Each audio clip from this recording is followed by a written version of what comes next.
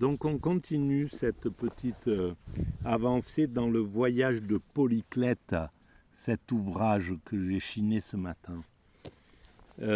Et donc c'est en lien avec le site que je développe où j'essaie de démontrer que l'humanité évolue progressivement vers son ultime perfection. La paix universelle, la fraternité, donc le fait qu'on n'aura plus besoin d'enfermer qui que ce soit, ça sera fini, l'esclavage évidemment, même la domination d'une nation sur une autre, le fait de s'affirmer aux dépens d'autrui, etc., etc. L'homme sera un ange pour l'autre. Alors évidemment, ça concerne les siècles qui arrivent. Il faudra encore peut-être 4, 5, 6 siècles pour arriver à cet état-là, mais nous y parviendrons. Voilà, l'humanité est destinée à atteindre cet état-là. Voilà ce que j'essaie de démontrer sur la mécanique universelle. Alors là, je suis en train de... J'ai commencé de façon... j'ai ouvert le livre à une page, c'était la page 47 de cet ouvrage, et c'était sur les esclavages, sur la vie à Rome à l'époque. Donc je vais continuer cette lecture et ça me permet, je commente et puis je digresse à partir de ça. Alors ces propos sont ceux d'un autiste Asperger, c'est la configuration de mon psychisme, et donc c'est des propos atypiques, c'est pas, voilà, pas des propos qu'on rencontre ordinairement. Voilà, c'est important de le savoir. Alors à Rome, l'homme libre est plus libre qu'en aucun lieu du monde, et l'esclave y est plus esclave, écrit dans Polyclète. J'ai vu mettre à la torture tous les esclaves d'une maison pour tirer d'eux l'aveu d'un crime dont leur maître était accusé. Bien plus, il est arrivé quelquefois dans une procédure criminelle que le dénonciateur demanda l'application à la torture de l'esclave d'un autre citoyen étranger à cette même affaire. Donc voilà, juste pour ressentir un peu quelque chose pour nourrir la perversion, et ces citoyens-là, s'ils n'avaient pas un esclave qui était coupable ou dont le maître était coupable, ils prenaient un esclave n'importe où et ils le torturaient juste comme ça, quoi, voilà. Donc ça veut vraiment dire que on a passé des temps où l'être humain n'avait aucune valeur, et aujourd'hui on lutte encore contre ça. Évidemment, il y a encore des endroits où des êtres humains mettent en esclave d'autres êtres humains, où des êtres humains ont du mépris envers d'autres êtres humains. Certains, on méprise les intouchables, les pauvres, etc. Et tout ça, ça sera dépassé. Il faudra encore quelques siècles d'évolution, mais on parviendra à dépasser ça. Évidemment, il y a des moments de recul dans cette évolution vers l'égalité, vers la paix.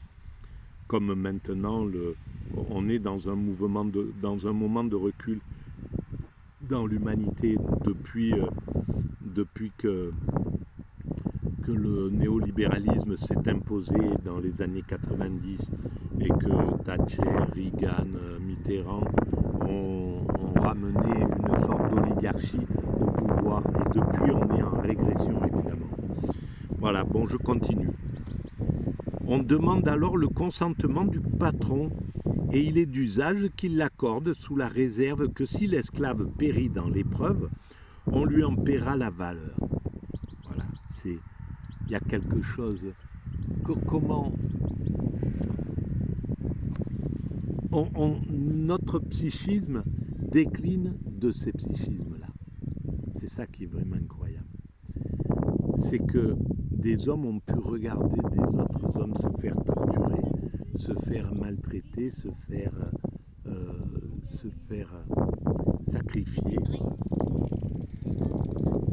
sacrifier, et sans broncher, quoi.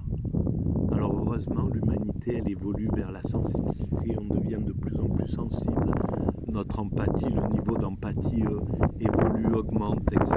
Mais il y a encore toute cette partie dure de l'humanité qui existe et qu'il faudra arriver à gérer.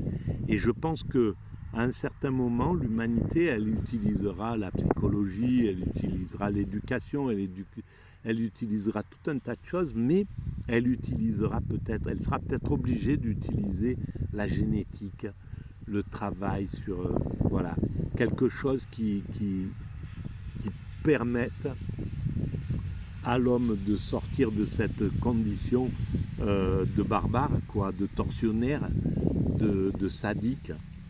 Voilà, il faudra sortir de cet état-là. Donc, vous trouverez peut-être que je m'étends trop sur une classe d'hommes aussi disgraciés. Mais quel est celui qui n'aime pas à parler de son état, surtout quand il est malheureux? Ah, mais il était... Alors peut-être que Polyclète était un... Parce que je ne sais pas du tout qui était ce Polyclète. Peut-être qu'il était un esclave. On peut se taire dans la prospérité. On est prolixe dans l'infortune. Ben oui, et c'est comme ça que l'humanité évolue. L'humanité évolue par les plus souffrants, les plus fragiles, les plus faibles. Comme Nietzsche l'avait bien compris, et il ne voulait pas justement de cette évolution. C'était quelque chose qui lui faisait horreur parce qu'il avait peur de sa sensibilité. Il n'appréciait pas sa sensibilité. Il ne l'appréciait pas parce qu'elle était... une souffrance dans le monde tel qu'il était. Le monde était encore dur sous l'époque de Nietzsche. Et donc un hypersensible comme Nietzsche souffrait de cette hypersensibilité. Et donc il se rêvait comme un aristocrate guerrier, comme quelqu'un d'impassible. Voilà ce qu'il aurait voulu être. Quelqu'un d'impassible qui peut trancher la gorge de son ennemi sans bouger. Et en fait, c'est juste cette hypersensibilité. Ah, dis-je, pourrais-je ne point compatir à des maux que moi-même j'aurais pu éprouver, un seul degré de rigueur de plus, et je partagerai votre sort. Apprenez-moi, dis-je ensuite, quels sont ces hommes qui sont vêtus d'une simple tunique, qui ont la barbe et les cheveux rasés, comme les autres citoyens que j'aperçois ici, et qui portent une espèce de toque. Sont-ils maîtres ou valets? Tout à l'heure, l'un d'eux donnait un ordre à un esclave, et celui-ci, tout en obéissant, paraissait lui parler avec une sorte de familiarité. Il n'y a pas encore 15 jours qu'ils étaient égaux, répondit Cyrus. Et tous deux s'en souviennent encore. L'un a été arrêté, affranchi. Il est citoyen romain, l'autre n'est rien. Il faut l'avouer. Alors, ceux qui ne sont rien, voilà comment des dominants pensent encore l'humanité. C'est ça qu'il faut... Il n'y a pas de méchanceté, évidemment, dans le chef d'État qui va dire cette chose-là, mais c'est un mécanisme qui décline de nos origines primates et qu'il faudra dépasser. C'est des états d'esprit qu'il faut arriver à dépasser. Et la mécanique universelle est là pour casser justement ce narcissisme, cet ego, en éclairant la réalité des choses. Que le chef d'État n'est pas plus important à l'évolution de l'humanité que celui qui vient vider les chiottes quand ils sont bouchés chez lui. Voilà, il n'y a pas... C'est pareil. Tous les deux, ils donnent exactement la même chose, c'est-à-dire leur vie entière à l'évolution de l'humanité. L'humanité, elle se fout, l'évolution de l'humanité, elle se fout que lui soit roi ou chef d'État et lui, etc., qui ramasse les poubelles. Il s'en fout. L'humanité s'en fout. C'est ce qui importe à l'humanité, c'est que le travail se fasse. Et il ne peut se faire qu'avec la diversité, que le fait qu'il y ait des gens qui sont pas pareils pour pouvoir évoluer. Mais c'est une ruse de la raison que de croire qu'un tel est plus important que l'autre. Voilà, c'est juste pour nourrir l'orgueil de l'humanité, pour nourrir l'égocentrisme de l'humanité. C'est la carotte, voilà, la carotte pour faire avancer les ânes inconscients que nous sommes. Voilà. Il faut l'avouer, si le sort d'un esclave est plus triste ici qu'en Grèce, son avenir peut devenir plus heureux. Alors donc il y avait déjà une évolution, c'est-à-dire qu'il pouvait être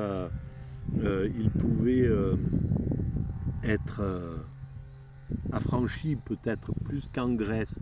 Voilà, il y avait eu une évolution et c'est ces évolutions qui nous conduisent vers la perfection. Évidemment, on est sorti de comment vivaient les Grecs, comment vivaient les Romains. Heureusement l'humanité en est sortie, mais il reste encore tout un tas d'esclavage sournois, de domination, etc., de maltraitance qui sont pas punis. Dans nos contrées où les fortunes sont médiocres, un serviteur est une propriété importante dont un maître ne se dessaisit qu'à regret. Tandis qu'à Rome, il reçoit souvent la liberté pour prix de ses services. Le grand nombre d'affranchis que vous apercevez autour de vous en offre la preuve. Gardez-vous de croire cependant qu'ils soient assimilés aux véritables Romains. Quoi qu'ils jouissent de leurs droits les plus importants, l'opinion les place beaucoup au-dessus des derniers citoyens. Ils ne peuvent parvenir qu'aux plus petites charges de l'État. Ils ne sont pas admis dans les légions. Leurs enfants même en sont exclus et ils ne peuvent servir que dans les troupes de mer. Et voilà, je vais finir là-dessus. Et là, on retrouve cette chose-là dans aujourd'hui, c'est la même chose. Le groupe de gens qui dominent les États, mais c'est valable dans toutes les nations, plus ou moins. Cette élite qui se reproduit plus ou moins et qui va dans les mêmes lycées, justement peut-être le collège Stanislas, etc. Voilà, le lycée, toutes ces grandes écoles où ils se rencontrent, où ils tissent des liens, où ils multiplient leur carnet d'adresses, etc., font que, eh ben, il y en a qui arrivent, par exemple,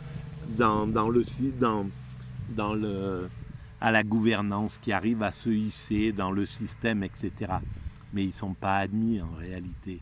Ils sont regardés d'une autre manière. Les Bernard Tapie, je ne sais pas moi, il y a eu des ministres qui venaient, qui étaient des simples ouvriers, etc.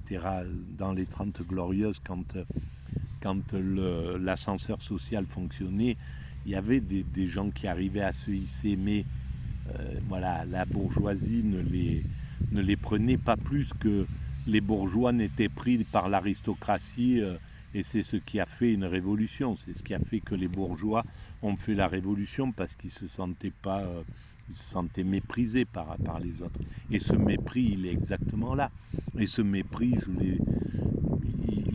il est considérable dans les classes justement riches, même s'ils sont très très bien éduqués et que ça se voit pas trop, mais globalement, hein, parce qu'il y a des êtres humains qui ont aucun mépris, qui sont des milliardaires sans aucun mépris, mais j'ai vu la jalousie qu'il y avait entre les groupes. C'était hallucinant sur un port, quand j'étais un peu sur un port sur la Côte d'Azur où je passais du temps.